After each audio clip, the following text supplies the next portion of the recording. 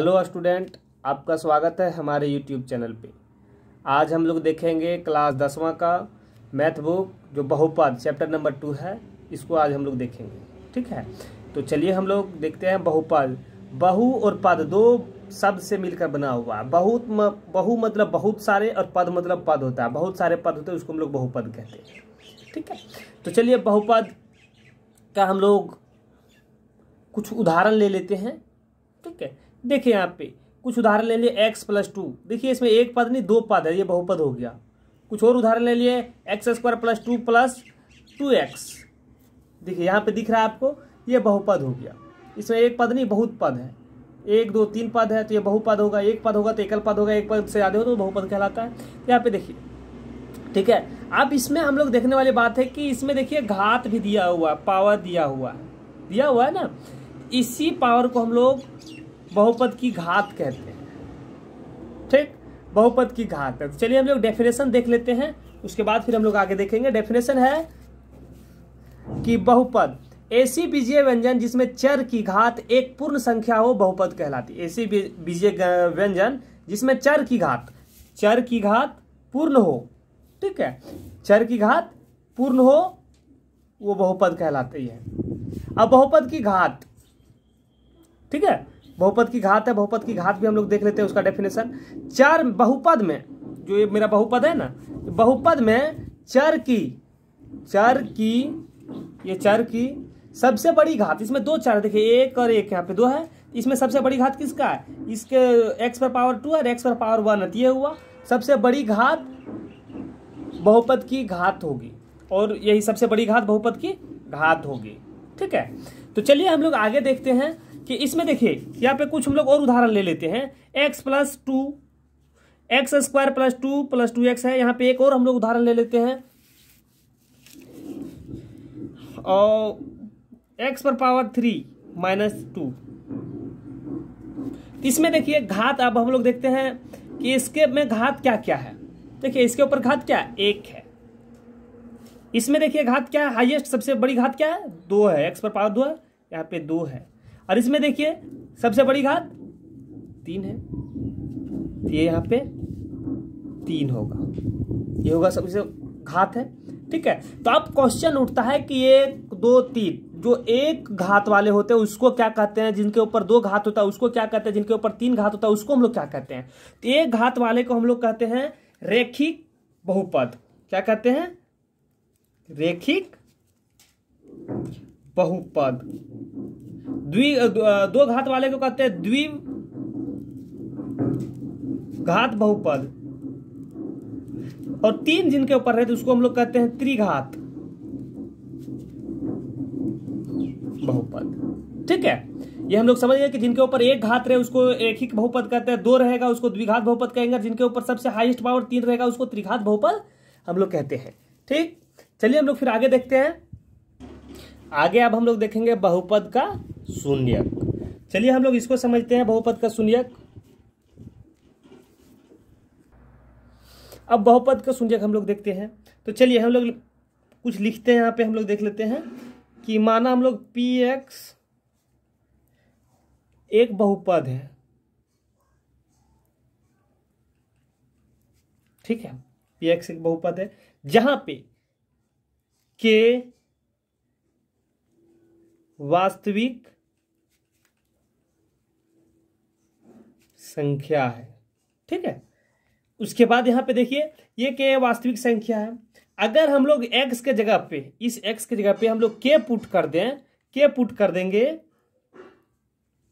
ठीक है, तो इसका मान 0 आएगा, 0 आ जाता है।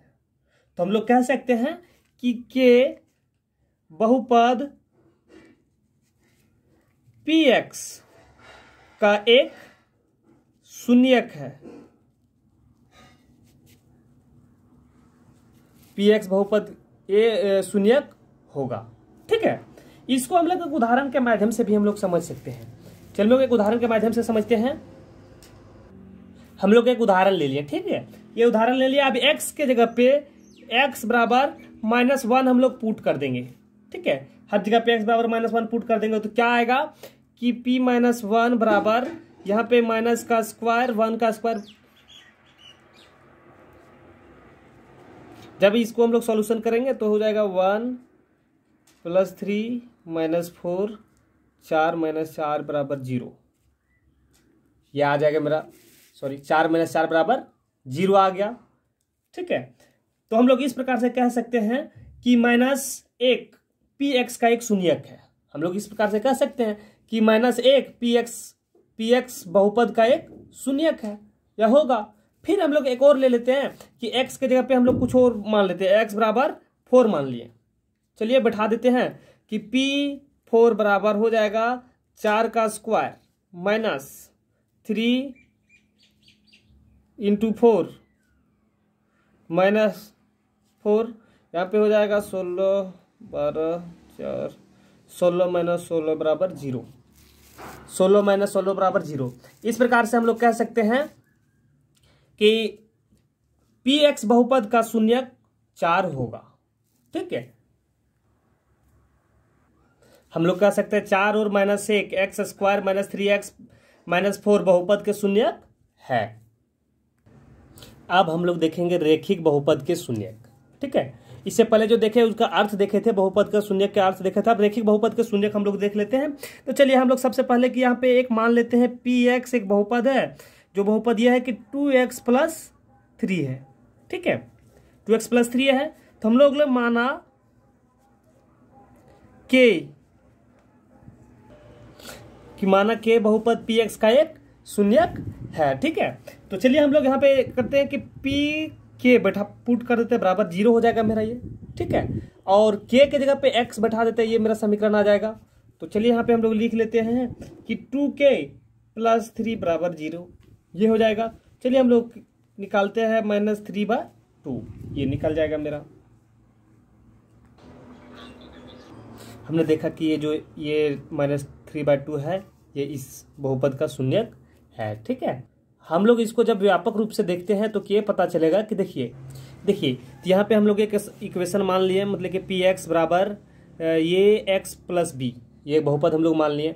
जब इसका इसी तरह से जब हम लोग करेंगे यहाँ पर, तो ये x + b का शून्यक क्या हो जाएगा, -b/ये। इसको जब इस समीकरण को इससे हम लोग तुलना करते हैं तो देखिए अचर पद है, अचर पद माइनस में रहेगा, बाय जो चर पद का जो यहाँ पे रहेगा ये हो जाएगा। तब ये मेरा एक फॉर्मूला टाइप का ये बन गया। ठीक है, जिस प्रकार से हम लोग इसको देखें कि रैखिक समीकरण, ये रैखिक बहुपद का हम लोग देखे थे यहाँ पे, उसी तरह से द्विघात बहुपद का भी होगा, त्रिघात बहुपद का भी होगा। तो चलिए हम लोग आगे देखते हैं। तो आगे हम लोगों को देखना है बहुपद के शून्यक का ज्यामितीय अर्थ। तो चलिए हम लोग देखते हैं, इक्वेशन मान ले लिए, एक यहाँ पे रैखिक समीकरण ले लिए हम लोग यहाँ पे, या रैखिक बहुपद। ठीक है, और एक इसके जगह पे हम लोग ले लिए जो क्लास 9th में इसके ऊपर हम लोग पढ़े हुए हैं, y बराबर 2x + 3। तो हम लोग जानते हैं इसको निकालने के लिए हम लोग टेबल बनाएंगे, टेबल निकालते हैं, उसके बाद फिर हम लोग ग्राफ ड्रॉ करेंगे, ग्राफ बनाएंगे। ठीक है, तो ग्राफ बनाने के लिए हम लोगों को एक यहाँ पे x और y का वैल्यू चाहिए, दोनों को चाहिए। चलिए हम लोग बैठाते हैं। अगर हम x की जगह पे 2 बैठाएंगे तो यहाँ पे मेरा 1 प्राप्त होगा। अगर हम इसके जगह पे 2 बैठाएं तो इसके जगह पे यहाँ पे हमको y बराबर 7 प्राप्त होगा। यहाँ पे -2 है, सॉरी -2, ये मेरा प्राप्त हुआ।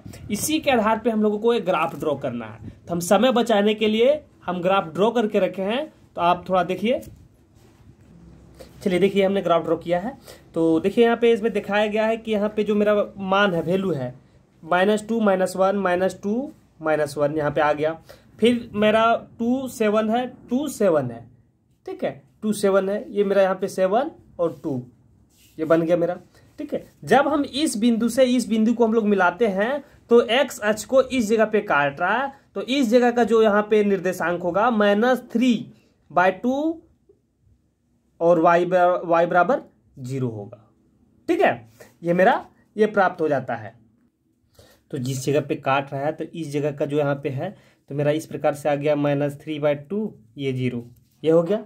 ठीक है, तो इस जगह का x निर्देशांक क्या है, -3/2 है। ठीक है, और यही समीकरण का जब यहाँ पे हम लोग निकाले थे तो इस जगह का वैल्यू मेरा ये आया था। ठीक, तो चलिए हम लोग ये कह सकते हैं कि इस इक्वेशन का ठीक है, इस बहुपद का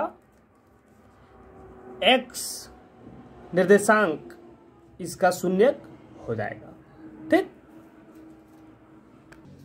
ठीक है, देखिए हम लोग इस प्रकार से लिख सकते हैं, बहुपद 2x + 3 का शून्यक उस बिंदु का x निर्देशांक है जहां y बराबर 2x + 3 का ग्राफ x अक्ष को प्रतिच्छेद करता है। तो जब इसको हम लोग व्यापक रूप से देखेंगे, ठीक है, तो चलिए, तो हम लोग को व्यापक रूप से देखना है, तो px + ax + b एक हम लोग ये बहुपद ले लिए। तो इसका हम लोगों को अगर ग्राफ ड्रॉ करना है तो हम लोग y बराबर ax + b हम लोग ये इसका ग्राफ ड्रॉ करेंगे। ठीक है, तो जब इसका ग्राफ हम लोग ड्रॉ करेंगे तो इस ग्राफ जिस बिंदु पर काटेगा -b/a = 0, इस बिंदु पर काट रहा है, इस बिंदु का x निर्देशांक इस बहुपद का शून्यक होगा। ठीक है, तो अब हम लोग देखेंगे द्विघात बहुपद का शून्यक। ठीक है, तो चलिए हम लोग देखते हैं। देखिए हम लोग कुछ द्विघात समीकरण ले लिए, मान लेते हैं। ठीक है, px बराबर ax² + bx + c, ये द्विघात समीकरण मेरा है। अगर y बराबर, इसी समीकरण का हम लोग को एक ग्राफ खींचना है, y बराबर ax + bx + c का हम लोग को ग्राफ खींचना है, तो इस ग्राफ जो बनेगा, इसका ग्राफ या तो इस प्रकार से खुलेगा या तो इस प्रकार से बनेगा। ठीक है, खुला वक्र होगा। ठीक है, तो इस प्रकार के वक्र बनते हैं, ये वक्र या ये वक्र, इसको हम लोग कहते हैं परवलय। ठीक है, इसको हम लोग कहते हैं परवलय। ठीक, तो चलिए हम लोग देखते हैं कि देखिए द्विघात समीकरण हम लोग यहाँ पे पहले चर्चा किए थे। देखिए x² - 3x - 4 का शून्यक हम लोग जो यहाँ पे निकाले थे, तो इसका शून्यक जो आया था 4 और -1। ठीक है, यही शून्यक आया था। तो देखिए इसी के आधार पे, चलिए हम लोग इसके आधार पे हम लोग क्या ग्राफ अगर हम बनाएं, ग्राफ खींचे कि y बराबर x² - 3x - 4, अगर इसका हम ग्राफ खींचेंगे तो इसका ग्राफ इस प्रकार से बनेगा। देखिए इसका ग्राफ इस प्रकार से बनेगा।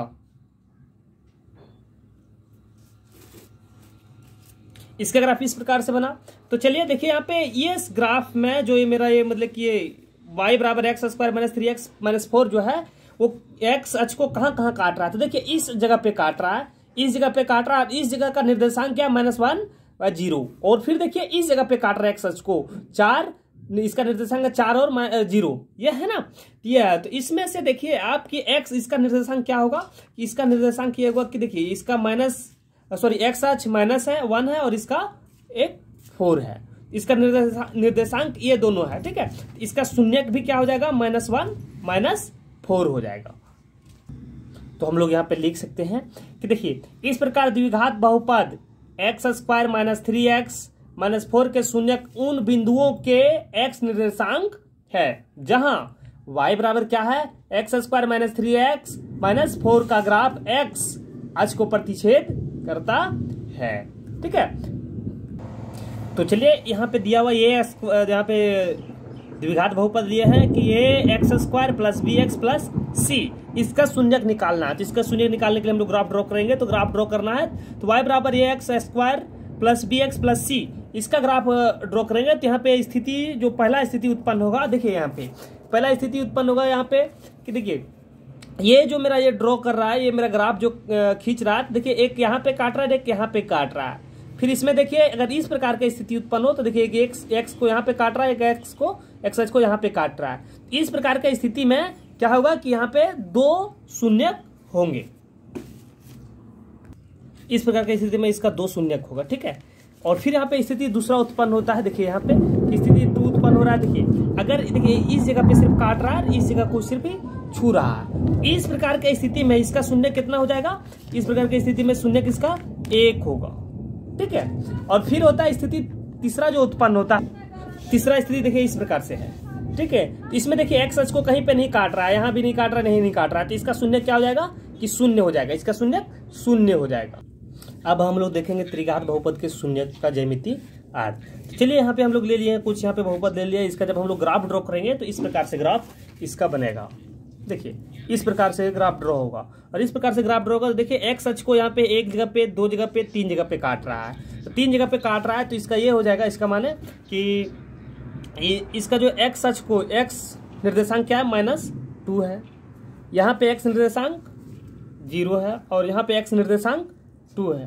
तो इस प्रकार से कह सकते हैं कि त्रिघात बहुपद का, या फिर इस समीकरण का जो बहुपद होगा वो शून्यक जो होगा वो 3 होगा। वो क्या क्या होगा, -2, 0 और 2 ये होगा। ठीक है, अगर इसी स्थिति में कोई हम लोग दूसरा एक देखें, दूसरा ड्रॉ करें, जो यहाँ पे इक्वेशन दिया हुआ है y बराबर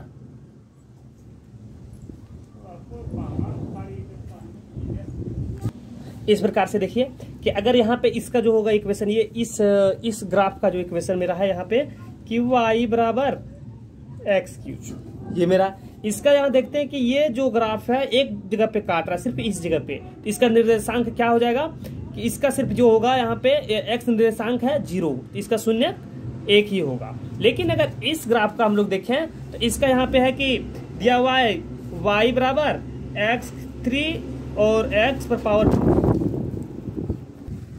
तो इसका निर्देशांक देखिए यहाँ पे दो जगह पे काट रहा है, एक यहाँ पे काट रहा है, एक यहाँ पे काट रहा है। तो इसका x क्या हो जाएगा, इसका शून्यक देखिए यहाँ पे 1 है इसका, एक यहाँ पे 0 है इसका, तो इसका शून्यक हो जाएगा यहाँ पे 0 और 1, इसका 2 शून्यक होगा। ठीक है, तो चलिए अब हम लोग तो कुछ अभ्यास प्रश्न देख लेते हैं, उसके बाद फिर हम लोग चलिए तो हम लोग प्रश्नावली 2.1 हम लोग देखते हैं। ठीक है, 2.1 देखते हैं। चलिए हम लोग इस ग्राफ को देखते हैं। तो इस ग्राफ में देखिए ग्राफ जो है px, ठीक है, एक्स अक्ष को कहीं पे प्रतिच्छेद कर रहा है, एक्स अक्ष को नहीं काट रहा है, कहीं पे भी नहीं काट रहा है, तो इसका शून्य क्या हो जाएगा, इसका शून्य 0 हो जाएगा। ठीक है, तो चलिए हम लोग इस प्रकार से लिख सकते हैं कि ग्राफ px किसी भी बिंदु पर प्रतिच्छेद नहीं करता है, इसलिए इसका शून्य 0 होगा। ठीक है, अब यहाँ पे दूसरा जो है, दूसरा मेरा है यहाँ पे कि दूसरा देखिए ये मेरा एक्स अक्ष को ग्राफ px एक जगह पे, एक बिंदु पे काट रहा है, एक बिंदु पे काट रहा है, तो मतलब इसका शून्य 1 हो जाएगा, इसका शून्य 1 हो जाएगा। ठीक है, अगर ये देखिए इसमें तीसरा क्वेश्चन में मेरा दिया हुआ कि एक्स अक्ष को ग्राफ px 1, 2, 3 जगह पे काट रहा है, 3 जगह पे काट रहा है, तो इसका शून्य 3 हो जाएगा, इसका शून्य 3 हो जाएगा। ठीक है, यहाँ पे सिर्फ यहाँ पे 1 के जगह पे यहाँ पे 3 लिख देंगे, यहाँ पे 3 बिंदु पे काट रहा है, तो इसका शून्य 3 हो जाएगा। जितने बिंदु पर ये काटेगा उसका शून्य उतना हो जाएगा। ठीक है, इसको देखिए, इस क्वेश्चन में देखिए एक्स एच को 2 जगह पे काट रहा है, 1 और 1 यहाँ पे 2, इसका शून्य क्या हो जाएगा कि 2 हो जाएगा इसका शून्य।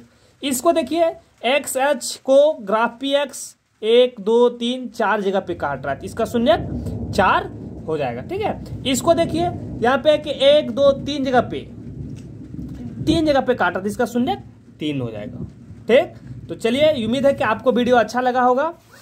अगर वीडियो अच्छा लगा है तो आप लाइक करें, शेयर करें, और अगर हमारे चैनल पे आप न्यू हैं तो चैनल को सब्सक्राइब करें। फिर मिलते हैं अगले वीडियो में, तब तक के लिए धन्यवाद।